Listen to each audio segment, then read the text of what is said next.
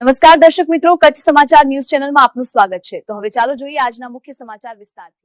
કચ્છના માધાપરમાં ચાલી રહેલી પૂજ્ય મોરારી બાપુની પવિત્ર રામકથામાં ભક્તિનો માહોલ દિવસેને દિવસે વધુ ગાઢ બનતો જાય છે।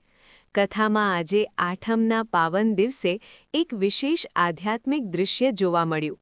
આજરોજ 26 માર્ચના દિવસે દરરોજની જેમ રામકથાનું વિધિવત સમાપન થયા બાદ બપોર પછી કથાસ્થળ નજીક આવેલા ફાર્મહાઉસ ખાતે પૂજ્ય મોરારી બાપુ માટે તૈયાર કરાયેલા વિશેષ વિશ્રામ સ્થળ એટલે કે સંત ઉતારે ભક્તોનો ઉમટેલો પ્રેમભાવ જોવા મળ્યો હતો।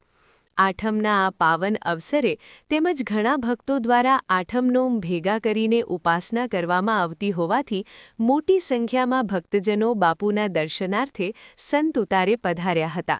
આ પ્રસંગે બ્રહ્મ સમાજનું ગૌરવ એવા ભાઈ શ્રી જગદીશભાઈ ત્રિવેદી દિવાળી આવી કહે છે બાળકો ઘરના દિવાળી છે ખબર એને નથી। પ્રખ્યાત સાહિત્યકાર મોરારદાન ગઢવી બાપુએ જે પ્રકાશ પાડ્યો એની બેચ કરી।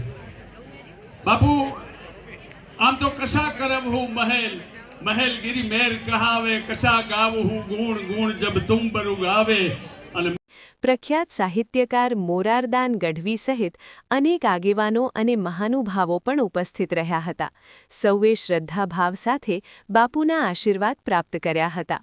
સંત ઉતારે શાંતિ, સાદગી અને આધ્યાત્મિક ઊર્જાથી ભરેલું વાતાવરણ સર્જાયું હતું, જ્યાં બાપુના દર્શનથી ભક્તજનો આત્મિક શાંતિ અને અનિવાર્ય આનંદનો અનુભવ કરી રહ્યા હતા। આ રીતે માધાપરમાં ચાલી રહેલી મોરારી બાપુની રામકથા દરમિયાન માત્ર કથા મંડપમાં જ નહીં પરંતુ સંત ઉતારે પણ ભક્તિ અને શ્રદ્ધાનો અનોખો પ્રવાહ સતત વહેતો જોવા મળી રહ્યો છે। નમસ્કાર દર્શક મિત્રો, આ હતા આજના મુખ્ય સમાચાર। તાજા સમાચાર સાથે ફરી મળશું। જોતા રહો કચ્છ સમાચાર।